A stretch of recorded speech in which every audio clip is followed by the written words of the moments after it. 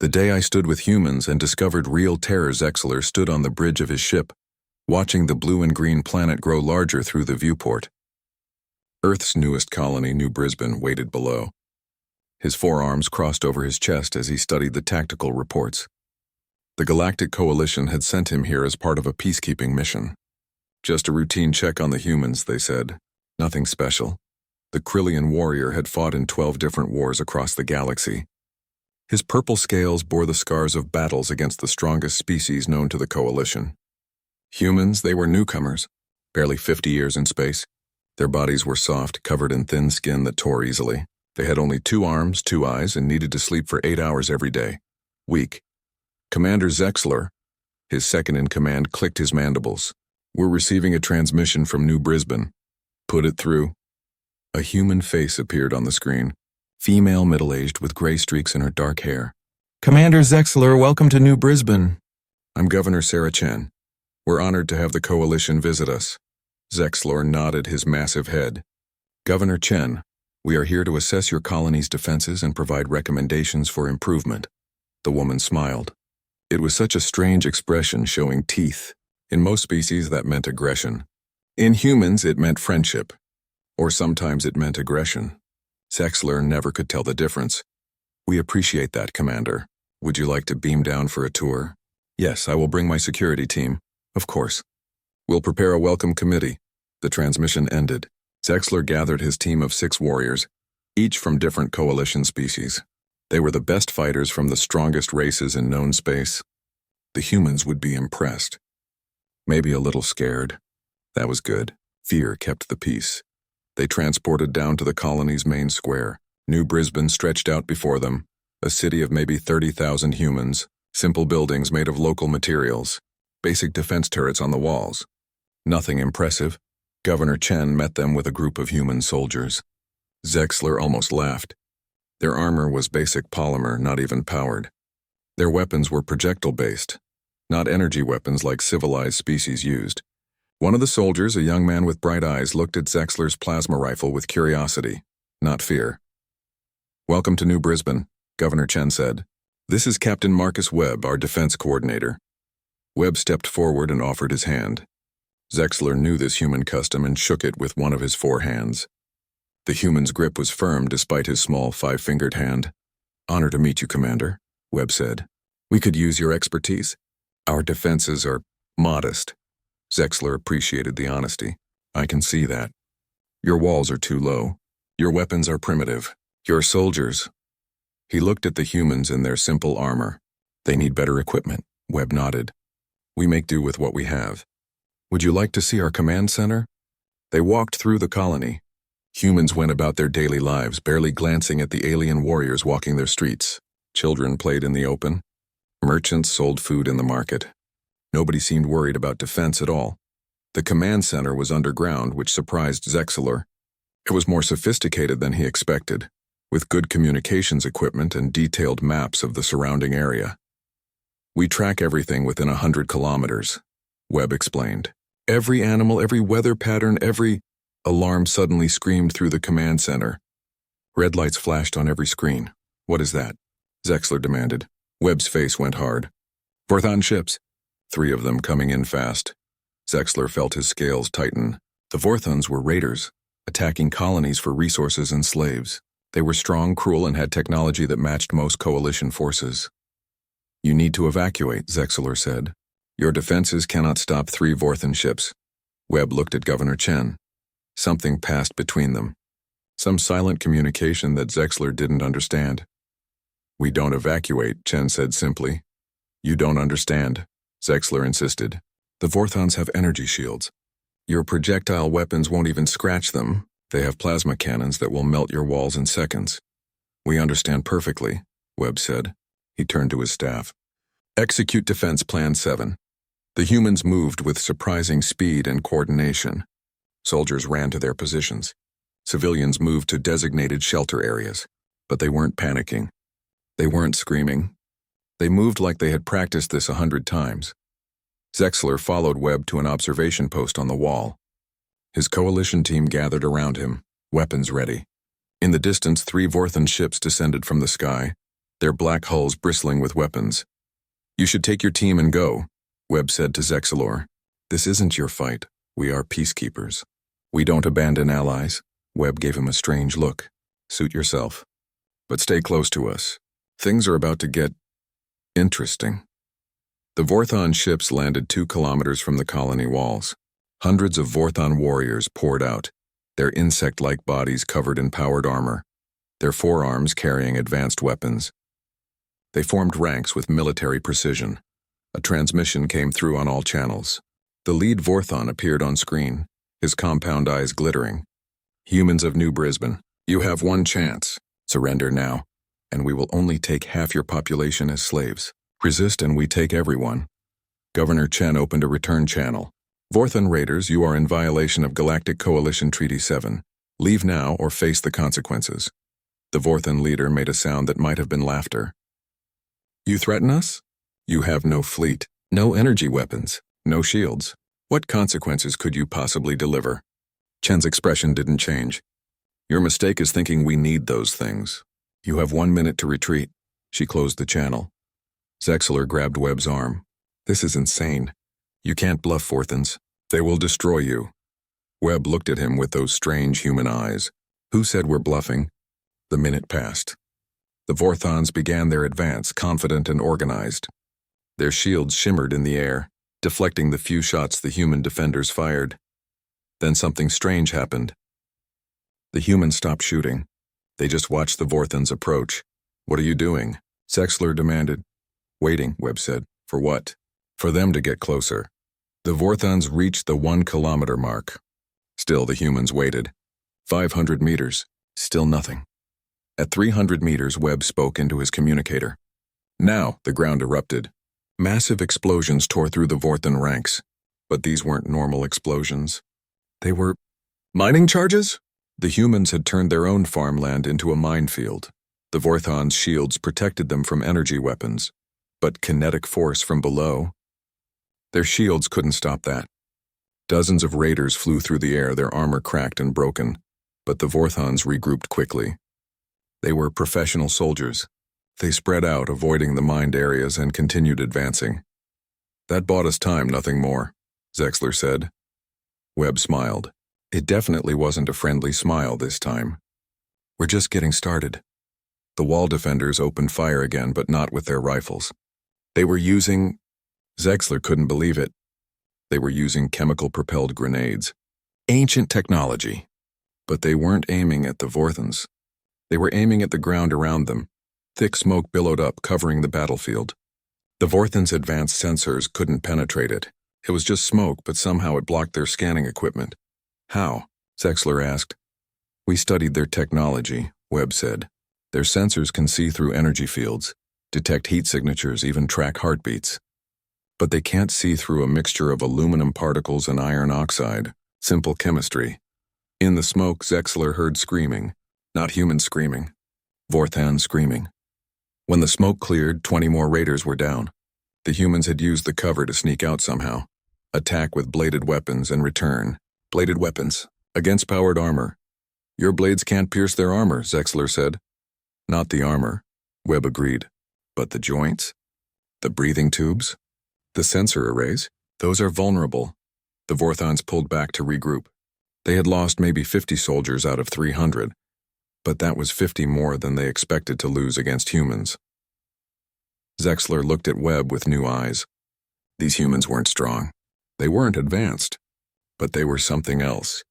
They were clever. And they were calm. Too calm. Most species would be terrified facing Vorthon raiders. These humans looked focused, like this was a problem to solve, not a disaster to fear. The Vorthons began their second advance, more careful this time. They had learned. They wouldn't fall for the same tricks again. Webb spoke into his communicator. Phase 2. Zexalor wondered what Phase 2 could possibly be. He would soon find out, and he would wish he hadn't. The day I stood with humans and discovered real terror. The Vorthons advanced again, their formation tighter, their shields overlapping. They had learned from the minefield. They had adapted to the smoke. They moved like the professional raiders they were, each step calculated and careful. Zexler watched from the wall, his 4 hands gripping his plasma rifle. Beside him, Captain Webb stood perfectly still, watching through simple optical binoculars. No advanced technology, just glass and metal. They're angry now, Webb said quietly. Good. Good. Zexler couldn't believe what he was hearing. Angry Vorthans are more dangerous, not less. Angry soldiers make mistakes, Webb replied. Watch. The human defenders on the walls started shooting again. Not concentrated fire, just scattered shots. Pop, pop, pop. The bullets bounced off the Vorthon shields harmlessly. It looked pathetic. It looked desperate. The Vorthon commander's voice boomed across the battlefield through amplifiers. Is this all you have, humans? Small bullets and smoke? We are the Vorthon supremacy. We have conquered 100 worlds. Some of the human defenders actually laughed. Laughed. Zexler couldn't understand it. These humans were facing certain death or slavery, and they laughed. The Vorthons reached the wall. Their plasma cannons powered up, glowing bright orange. One blast would melt a hole large enough for 50 warriors to charge through. Wall teams go, Webb said into his communicator. The humans on the wall didn't retreat. Instead, they did something that made Zexler's scales turn cold. They jumped. They jumped off their own walls, right into the middle of the Vorthon formation. They're committing suicide, Zexler shouted, but the humans weren't dying. Each one had a small device strapped to their back. As they fell, the devices activated. Cables shot out, attaching to the wall, slowing their descent. They landed among the surprised Vorthons and immediately detonated charges strapped to their chests. No, wait. Zexler looked closer. They weren't detonating themselves. They were dropping the charges and using the cables to zip back up to the wall. The explosions were small, not meant to kill. They were meant to confuse, to disorient. In that confusion, more humans emerged from hidden positions at the base of the wall. They had been buried in the ground waiting. They attacked with primitive weapons, not just blades. They had hammers, axes, even sharpened pieces of metal. They targeted the Vorthons' plasma cannons, shoving metal rods into the charging chambers. 3 plasma cannons exploded, taking their operators with them. The humans vanished back into their holes before the Vorthons could react. How long have they been hiding there? Zexler asked. Since yesterday, Webb answered. We knew the Vorthons were coming. Yesterday? But the attack just started an hour ago. We have good intelligence, the Vorthon commander screamed in rage. He ordered his troops to fire at everything. Plasma bolts flew in all directions. The wall started to melt in several places. But the humans had already moved to secondary positions. Then Zexler saw something that disturbed him deeply. A human soldier, a young woman, was hit by a plasma bolt. Her left arm was completely severed, cauterized instantly. She fell, screaming. Other humans rushed to help her, but she waved them off with her remaining arm. She grabbed her rifle, propped it against a melting section of wall, and kept shooting. One-armed, bleeding, probably dying, and she kept shooting. Get her medical attention. Zexler demanded. She won't go until her sector is secure, Webb said calmly. It's her choice. Choice? She's dying. We all die. She's choosing how. More humans were falling now. The Vorthons had brought up heavy weapons. The wall was failing in multiple places. Any rational species would retreat, regroup, try to save who they could. The humans charged. They poured out of gates that Zexler hadn't even noticed, hidden panels in the wall. They ran straight at the Vorthons, screaming like primitive barbarians. No formation. No strategy that Zexler could see. Just humans running at the enemy with whatever weapons they had. The Vorthons cut them down. 10 humans fell, 20, 30. But more kept coming. And they were carrying something. Large metal cylinders, what are those? Zexler asked. Fertilizer bombs, Webb said. Ammonium nitrate mixed with fuel oil. Ancient technology, pre-space flight. The humans with the bombs didn't try to throw them. They ran straight at the Vorthon lines holding the bombs. When they were shot, other humans picked up the bombs and kept running. When those humans were shot, others took their place. Finally, one human, a middle-aged man with gray hair, reached the Vorthon line. He was shot multiple times. His body was burning from plasma hits, but he smiled as he fell onto the bomb and triggered it. The explosion was massive. 15 Vorthons disappeared in the blast. The survivor humans used the chaos to attack with their primitive weapons, targeting joints and weak points they had somehow memorized. Zexler felt sick. They're using their own people as delivery systems. Volunteers, Webb corrected. Every one of them volunteered. For suicide missions? For necessary missions. The bombs had to reach the enemy. This was the only way. The fighting continued for 3 more hours. For every human that fell, they seemed to take a Vorthan with them. The raiders were winning, yes, but the cost was enormous. They had expected to overwhelm the colony in minutes. Instead, they were bleeding for every meter of ground. Governor Chen appeared beside them on the wall. Her face was splattered with blood. Not her own, Zexler noticed. She had been fighting too. Status? She asked Webb. We've lost 300 defenders. They've lost 120. Acceptable, Chen said. Acceptable? Zexler couldn't believe it. The humans were losing 3 soldiers for every 1 Vorthan. That was a disaster, not acceptable. You're losing, Zexler said. Chen looked at him with those disturbing human eyes. Are we? They came here expecting to take 30,000 slaves. So far, they've taken 0. Every Vorthan they lose is a trained warrior, expensive to replace. Every human they kill is 1 less slave to profit from. We're not losing, Commander. We're making them pay. A new alarm sounded. Zexler checked his scanner. The Vorthan ships were powering up their main guns, the ones meant for orbital bombardment. They're going to destroy the colony from the air, Zexler said. Let them try, Webb said. He spoke into his communicator. Execute Broken Arrow. Zexler knew that term from human military history. It meant dropping bombs on your own position. You're insane. From hidden silos around the colony, missiles launched. Not toward the Vorthan ships, but straight up. They exploded high in the atmosphere, creating a cloud of metallic particles. The Vorthan ships fired. Their plasma beams hit the particle cloud and dispersed, their energy scattered. The shots that got through were weakened, causing damage but not the total destruction intended. Chaff, Webb explained. Another ancient technique. We can't stop their weapons, but we can weaken them. The Vorthans tried again. And again. Each time the humans launched more missiles, more chaff. The colony was taking damage, buildings burning, walls crumbling, but it wasn't the instant annihilation the Vorthans wanted. Meanwhile, on the ground, the human counterattack intensified. They weren't trying to win anymore. They were trying to hurt the enemy as much as possible before dying. Zexler watched a human soldier with both legs blown off drag himself forward with his arms, a grenade in his teeth just to get close enough to a Vorthan to kill them both. He watched human medics, instead of evacuating the wounded, giving them stimulants to keep fighting. He watched human civilians who should have been hiding, bringing ammunition to defenders, picking up weapons from the dead, joining the fight. A young human, barely an adult, ran past Zexler's position. The boy was carrying a belt of explosives. Zexler grabbed him with 2 of his arms. Where are you going? There's a breach in Sector 7, I'm going to seal it. With explosives? You'll die! The boy looked at him with eyes that belonged to someone much older. So, my death means something. My sister is in the shelter. If I can close that breach, she lives another hour. That's worth it. Zexler let him go. He couldn't stop him. He watched the boy run toward certain death with the same calm focus all the humans showed. The Vorthan commander appeared on all screens again. His compound eyes showed frustration. Humans, this is pointless. You are dying for nothing. Surrender and end this. Governor Chen responded on all channels. Every human that dies today is a martyr. Every Vorthan that dies today is forgotten. We will remember our dead for 1,000 years. You will remember the cost of attacking us. That is our victory. You're all insane, the Vorthan commander screamed. No, Chen said quietly. We're human. She turned to Webb. Activate Protocol 7.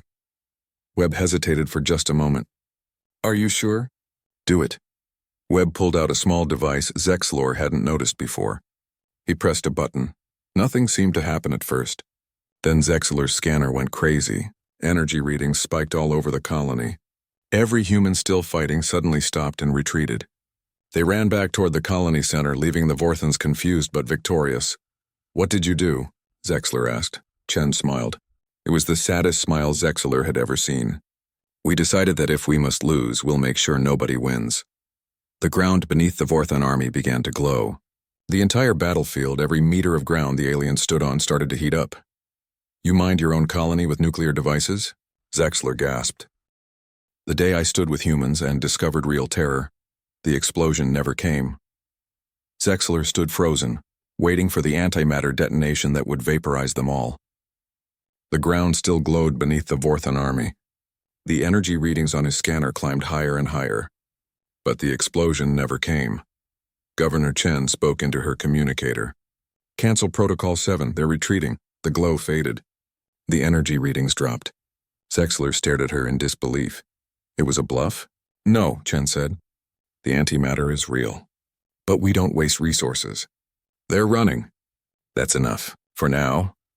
The Vorthon ground forces were indeed retreating, scrambling back to their ships in complete disorder.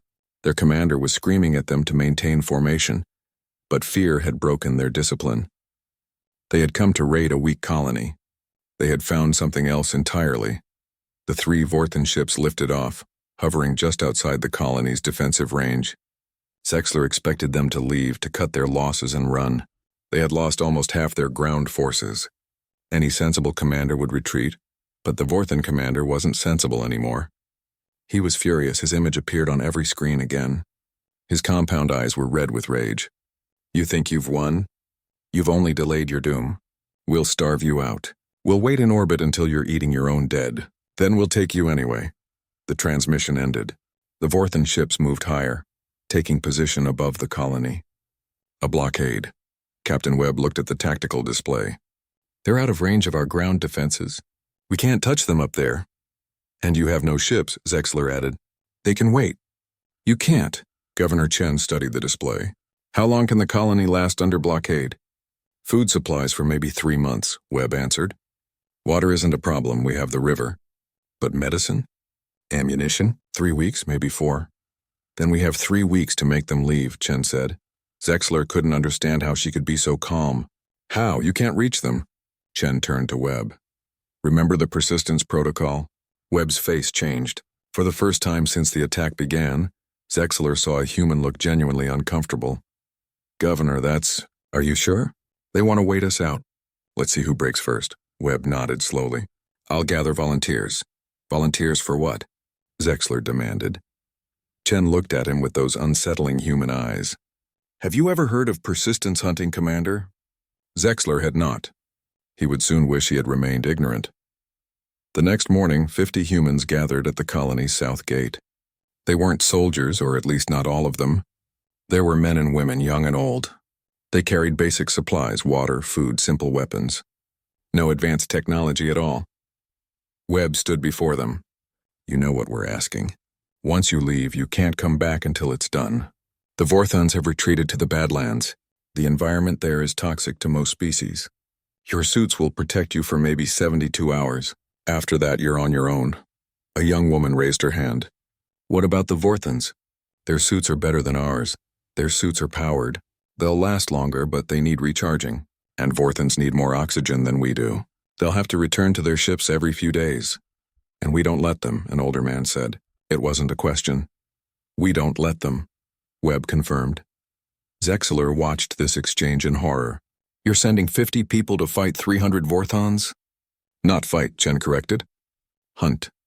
The volunteers put on environmental suits, basic models that any spacefaring species would consider barely adequate. They checked their equipment one last time. Then they jogged out of the gate and headed south toward the toxic swamplands the colonists called the Badlands. They didn't run. They jogged, a steady, measured pace that they could maintain for hours. Zexler followed their progress on the colony's tracking system. The Vorthons had set up a temporary base at the edge of the Badlands, just close enough to maintain their blockade but far enough to avoid the colony's weapons. The humans reached the edge of the Badlands in 3 hours. They didn't stop. They entered the toxic swamp without hesitation. The Vorthon sensors detected them immediately. A force of 100 warriors moved to intercept. "They'll be slaughtered," Zexler said. "Watch," Chen replied. The humans didn't engage. When the Vorthons got close, the humans simply changed direction and kept jogging. The Vorthons, in their heavy-powered armor, pursued. The humans led them deeper into the swamp. The chase continued for 6 hours. The humans never stopped jogging. When some grew tired, others took the lead, allowing the tired ones to drop back but keep moving. The Vorthons, confident in their superior technology and strength, maintained pursuit. Then the Vorthons started to slow. Their powered armor was heavy. It required energy to move, energy that was running low. They had expected a fight, not a chase. Their commander ordered them to return to base. The humans followed them, not closely. They stayed just at the edge of sensor range. Every time the Vorthans stopped to rest, the humans got closer. When the Vorthans moved, the humans moved. When the Vorthans tried to set an ambush, the humans simply went around it and continued following. They're not even attacking, Zexler observed. Not yet, Webb said. Humans evolved on the African plains of Earth. Our ancestors hunted by pursuing prey until it collapsed from exhaustion. We can sweat to cool ourselves. Most species can't. We can control our breathing while running. Most species can't. We're not the fastest or the strongest, but we can go forever. By nightfall, the Vorthans had returned to their base. They were exhausted, angry, confused. The humans made camp just outside their sensor range. They lit fires. They cooked food. They sang songs. The Vorthans couldn't rest. They knew the humans were out there. Every time a guard relaxed, they heard the singing. When they sent patrols to drive the humans away, the humans simply jogged back into the swamp. The patrols had to follow or return empty-handed. This continued for 3 days. The humans worked in shifts. 25 would rest while 25 kept moving, kept the pressure on. The Vorthans couldn't work in shifts. They were all on edge, all exhausted. On the 4th day, something changed. Several Vorthans collapsed. Their suits had run out of power. Without the suits, the toxic atmosphere of the Badlands began affecting them immediately. Their companions had to carry them back to the ships for medical attention. That's when the humans attacked for the first time. They didn't charge. They didn't scream. They simply jogged up to the group carrying the collapsed Vorthans and started shooting. Not to kill, just to wound. To slow them down more. The healthy Vorthans faced a choice: abandon their collapsed comrades or move even slower. They chose to move slower. The humans followed, occasionally shooting, keeping the pressure on. By the time that group reached the ships, 3 more Vorthans had collapsed. The toxic air had affected them even through their suits. Exhaustion had weakened their immune systems. How are the humans surviving? Zexler asked. Their suits must be failing too. On the screen, he watched as several humans removed their helmets. They were breathing the toxic air directly. It obviously hurt them. They coughed, their eyes watered. But they kept moving. Humans are incredibly adaptable, Chen explained. Our bodies can adjust to almost any environment given time. It's not comfortable. It's probably taking years off their lives, but they can survive it long enough. The Vorthan commander was beyond rage now. He was desperate. He sent his entire ground force, all 300 warriors, to eliminate the 50 humans once and for all. The humans ran, but not away. They ran deeper into the Badlands, into areas even they hadn't explored. The Vorthans followed, determined to end this. The chase lasted 18 hours. The humans never stopped. When Vorthans fell behind, the humans slowed just enough to keep them following. When the Vorthans tried to return to base, the humans attacked their rear, forcing them to turn and fight, then running again. By hour 20, Vorthans were collapsing by the dozens. Their suits were failing. Their bodies were shutting down. The toxic air, the exhaustion, the stress, it was too much. The humans finally stopped running. They turned to face the remaining Vorthans. Maybe 150 were still standing, less than half the original force. The 50 humans looked terrible, covered in swamp mud, bleeding from various wounds, some barely able to stand, but they were still standing. The lead human, the young woman who had asked about the suits, removed her helmet completely. Her face was pale, her lips blue from the toxic air, but she smiled. "You want to leave yet?" She called out to the Vorthans. The Vorthan ground commander tried to respond, but he couldn't. His translator was failing. His suit was dead. He was breathing poison with every breath. He raised his weapon, but his arm shook too much to aim. The human walked up to him slowly. Not threatening. Just walking. She was half his size, a quarter of his weight. She should have been terrified of him. She wasn't. She reached out and gently pushed on his chest. He fell backward, unable to maintain his balance. His warriors tried to help him, but most of them fell too. "We can do this forever," the woman said, loud enough for all to hear. "We've been doing it for 1,000,000 years. You've been at it for 4 days. How much longer do you think you can last?" The Vorthon ships descended. Emergency evacuation protocols activated. They retrieved their warriors, or what was left of them. The day I stood with humans and discovered real terror. The Vorthan ships were gone, but the colony didn't celebrate. The humans went back to work immediately, repairing walls, treating wounded, and counting their dead. 342 humans had died defending New Brisbane. They buried each one with full honors, recording their names on a memorial wall in the town center. Zexler helped where he could, using his forearms to move debris and his coalition authority to request medical supplies from nearby systems. The humans thanked him but didn't seem to expect help. They were used to standing alone. 3 days after the Vorthons retreated, everything changed. Governor Chen called Zexler to the command center. Her face was grim. Captain Webb was there too, along with several other human leaders Zexler hadn't met before. They all looked worried. "We've intercepted Vorthon communications," Chen said. "They're not done with us." She played a recording. The Vorthon commander's voice filled the room, speaking to what sounded like his superiors. "The human colony is more defended than expected, but it's isolated. No fleet, no allies. If we glass it from orbit, we eliminate the threat and send a message to all humans. Resist us and burn." Another voice, older and colder, responded. "Approved. Take the 5th Fleet, leave nothing alive, not even bacteria." The recording ended. The room was silent. "The 5th Fleet is 40 ships," Webb said quietly. "Each one capable of planetary bombardment. They'll be here in 6 days. Zexler felt his scales go cold. "You need to evacuate now. Get everyone off the planet." "We have 3 transport ships," Chen said. "They can carry maybe 2,000 people total. We have 30,000 colonists. Then save who you can." Chen shook her head. "We don't work that way. We all leave or we all stay. Then you all die." Chen exchanged looks with Webb and the others. Something passed between them, some decision already made. "Commander Zexler," Chen said formally, "what I'm about to show you is classified at the highest levels of human government. We're trusting you with this because you stood with us. You fought with us. But if you share this information with anyone, even your own government will deny it, and then we'll make sure you regret it." Zexler nodded slowly. "I understand." Chen led him to a secure room deep underground. Multiple locks, biometric scanners, and energy shields protected it. Inside was a single console with a red cover over the controls. "Do you know what mutually assured destruction means?" Chen asked. "No. It's a doctrine from our pre-space history. If someone attacks us with ultimate force, we respond with ultimate force. Not to win, but to ensure they lose too. If we burn, everyone burns." She opened the red cover. Underneath were 3 keys and a single button. "This is the Samson Protocol," she said. Webb and another human leader stepped forward. Each took a key. Chen took the 3rd. "What does it do?" Zexler asked, though he was afraid he already knew. "Humans have been in space for 50 years, Chen said. "For 49 of those years, we've been preparing for someone to try to exterminate us. We learned from our own history. Genocide is always possible, so we prepared a response." She turned her key. Webb turned his. The 3rd human turned hers. The button lit up red.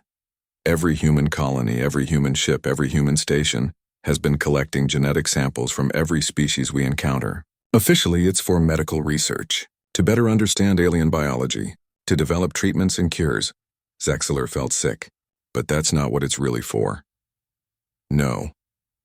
We've developed biological weapons specifically designed for every major species in the galaxy. Not to kill them. That would be too kind. To sterilize them, to ensure that any species that tries to exterminate humanity dies out slowly, over generations watching their children grow old without ever having children of their own. That's monstrous. Yes, Chen agreed simply. It is, but it's also survival. If the Vorthons glass this planet, kill 30,000 humans, this protocol activates automatically. Within a year, every Vorthon in the galaxy will be sterile. Their species will be extinct within 1 generation. The Galactic Coalition would never allow. The Coalition wouldn't know until it was too late. The weapon is designed to spread through their food supply, their water, their air. By the time symptoms appear, it will have infected every Vorthon colony, every ship, every station. There's no cure because we designed it to rewrite their genetic code at the quantum level. Zexler stared at the button. Such a small thing. Such a terrible thing. You're bluffing. You have to be. Chen pulled out a datapad and showed him. It was a list of species and corresponding biological weapons. The Vorthons were there. So were the Krillians. So was every major species in the Coalition. We have samples of your blood, Commander, Chen said quietly, from when our medics treated that cut on your arm yesterday. If your species ever tries to exterminate humanity, we can end you. Zexeler's 4 hands clenched into fists. You're threatening my entire species? No. We're explaining the consequences of threatening ours. There's a difference, Webb spoke up. We don't want to use it. We pray we never have to. But if someone forces our hand, if they try to wipe us out, you'll take them with you. Every time, Chen confirmed. That's the promise of the Samson Protocol. You can kill us, but you'll die too. Is any victory worth the extinction of your entire species? Zexler understood now. The humans weren't just fighters.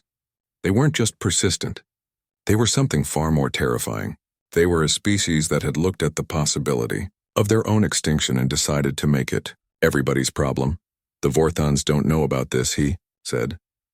No. But they're about to. Chen pressed the button. Nothing seemed to happen. No alarms, no explosions. Just a small beep from the console. What did you do? Activated Stage 1. We're now broadcasting the existence of the Samson Protocol to every Vorthon ship in this sector, along with proof. Genetic sequences, deployment methods, infection rates. Everything they need to know that we're not bluffing. They won't believe you. They will when they check their medical bays and find that we've already deployed Stage 0. Every Vorthon ship has been infected with a harmless marker virus. It does nothing except prove we can reach them whenever we want. They're all infected, and they didn't even know it. On the main screen in the command center, chaos erupted in Vorthon communications. Ships were checking their medical systems, finding the marker virus, panicking. The Vorthon commander from before appeared on screen. His compound eyes showed fear now, not anger. Humans, this is a war crime. Biological weapons are forbidden by Chen cut him off. So is genocide. You threaten to glass our world, to kill every living thing on it. That's a war crime too. The difference is we're giving you a choice. Leave us alone and the marker virus remains harmless. Attack us and it becomes something else. You're insane. The coalition will do nothing because we have the same protocol for every major species, including the ones running the coalition. Check your databases. I'm sure you'll find some interesting medical anomalies in the past few years. Unexplained sterility in certain individuals who were unfortunate enough to attack human colonies. She was lying about that part, Zexler thought. Or was she? He remembered a Thrakari raid on a human mining station 2 years ago. The raiders had succeeded, killed all the humans. But later, none of them could have children. The doctors never figured out why. The Vorthon commander was checking his own databases. His eyes went wide. The Thrakari raiders were a test case, Chen lied smoothly. We needed to make sure the protocol worked. It does. You're monsters. We're survivors. Your species has existed for 3,000 years. Ours has existed for 300,000. We've survived ice ages, plagues, wars, and each other. We didn't do that by being nice. We did it by being willing to do whatever it takes to continue existing. She leaned forward, her face filling the screen. Here's what's going to happen. You're going to leave. You're going to tell every other species in the galaxy that humanity is not to be trifled with. You're going to spread the word that attacking us means risking everything. And you're going to pray that no one is stupid enough to test whether we're bluffing. And if we call your bluff, if we attack anyway, Chen's expression didn't change. Then your species ends. Your children will be the last generation of Vorthons. Your culture, your history, your achievements, all of it dies with them. And 1,000 years from now, when humans are still here, we'll remember you only as an example of what happens to those who try to exterminate us. The channel was silent for a long moment. We need proof, the commander finally said. Proof that you can actually do what you claim. Chen nodded to Webb. He typed something into his console. Check the medical status of your third officer, the one with the scar over his left eye. There was a pause, then commotion on the Vorthon ship. What did you do to him? We activated a targeted version of the protocol in him alone. He's now sterile. It's reversible for now. We'll reverse it when you leave. But if you need more proof, we can make it permanent. Or we can expand it to your entire bridge crew. Your choice. Zexler watched the Vorthon commander's face cycle through emotions. Rage, fear, calculation, and finally defeat. We're leaving. But this isn't over. The galaxy will know what you are, what you're capable of. Good, Chen said. That's the point. The day I stood with humans and discovered real terror, Zexler stood in the grand chamber of the Galactic Coalition, facing the Council of Seven. Representatives from the most powerful species in known space sat before him, waiting for his report on the incident at New Brisbane. The Vorthons had already filed their complaint. The galaxy wanted answers. Commander Zexalor, the Altarian counselor, spoke, her crystalline form shimmering. The Vorthons claim the humans used banned biological weapons. They say humanity has developed extinction-level viruses for every major species. Is this true? Zexler had thought about this moment for the entire journey here. What would he say? What should he say? I saw no direct evidence of biological weapons being deployed, he said carefully. That was technically true. He had seen evidence of their existence, but not their deployment. But the Vorthons attacked a peaceful colony without provocation. They threatened genocide. They attempted to glass an entire world.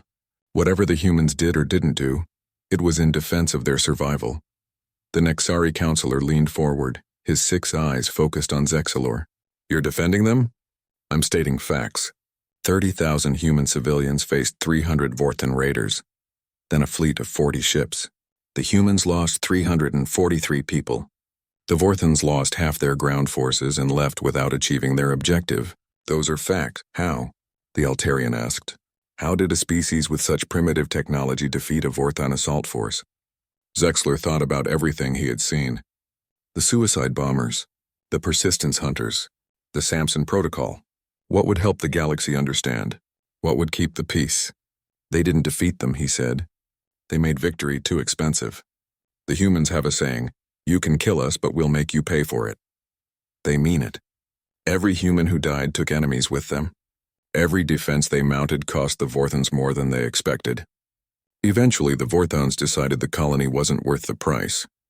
And the biological weapons? The Thrakari counselor asked nervously. I cannot confirm or deny their existence, but I can tell you this.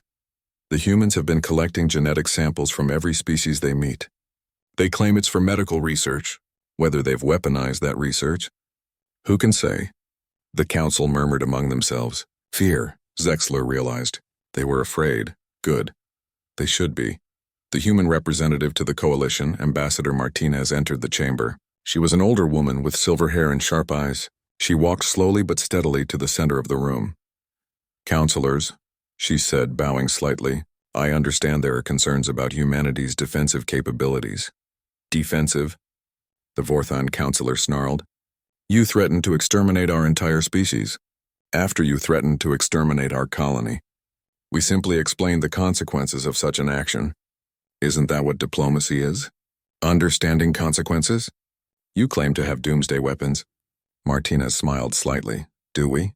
Or do we simply want potential aggressors to think we do, which would be more effective for a species with limited military resources?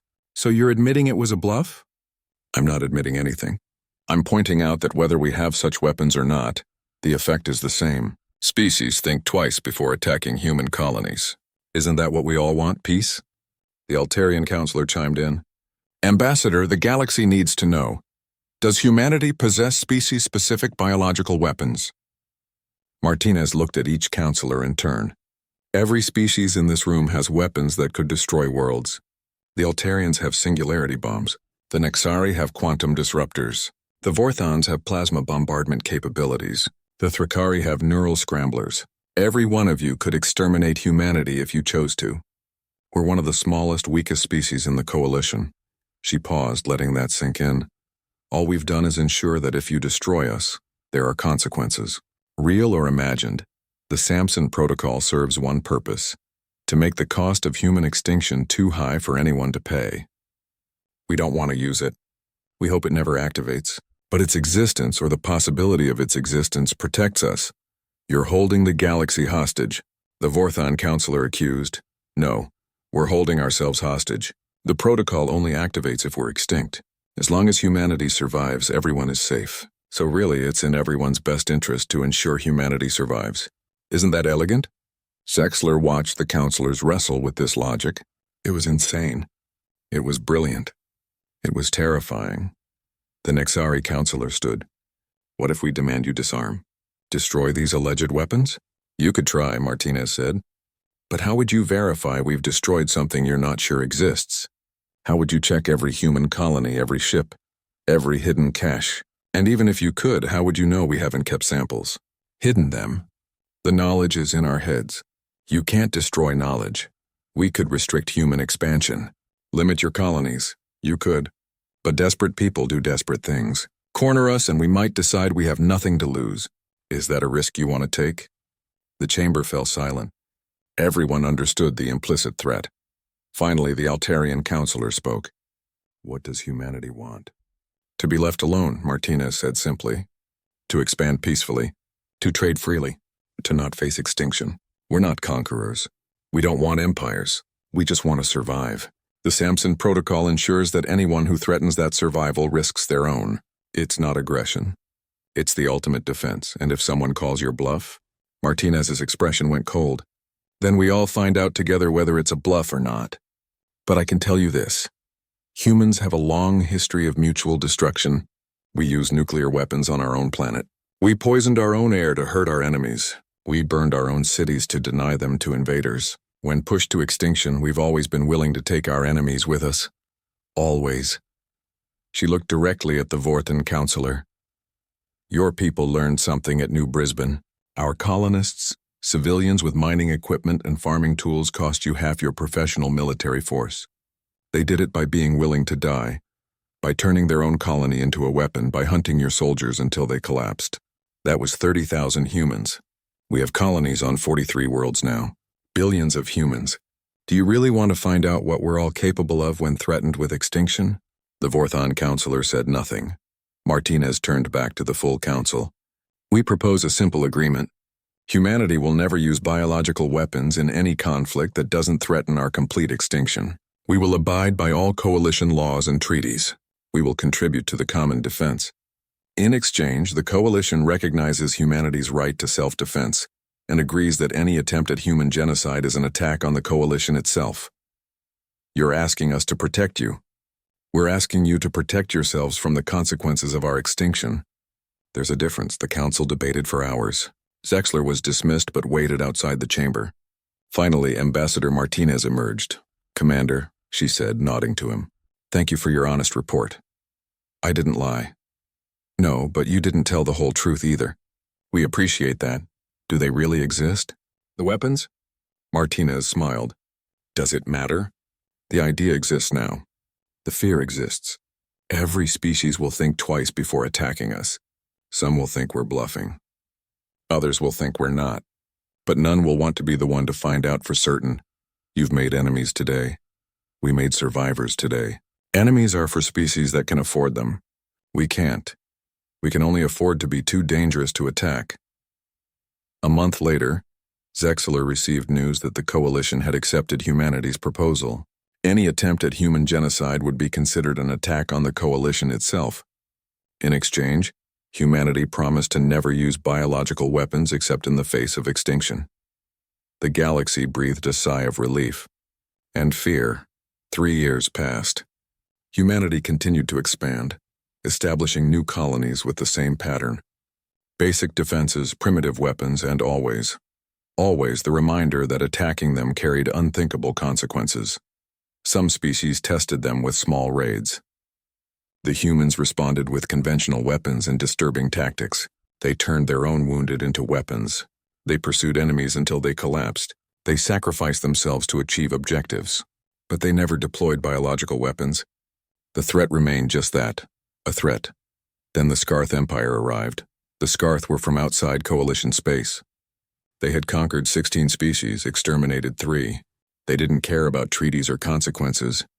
They wanted resources and slaves. They attacked the human colony of Haven Prime. 50,000 colonists faced a Scarth invasion force of 10,000 warriors. The coalition watched, waiting to see if humanity would finally reveal whether the Samson Protocol was real. The battle was brutal. The humans fought with their usual terrifying determination, but the Scarth were stronger, better equipped, and utterly ruthless. They began systematically exterminating the colonists. Governor Chen, she had been promoted after New Brisbane, sent out a final transmission. This is Haven Prime. We're initiating Samson Protocol. Stage 2. All Scarth forces have been tagged. Estimated time to complete species sterility, 18 months. We're sorry it had to end this way. The Scarth commander laughed.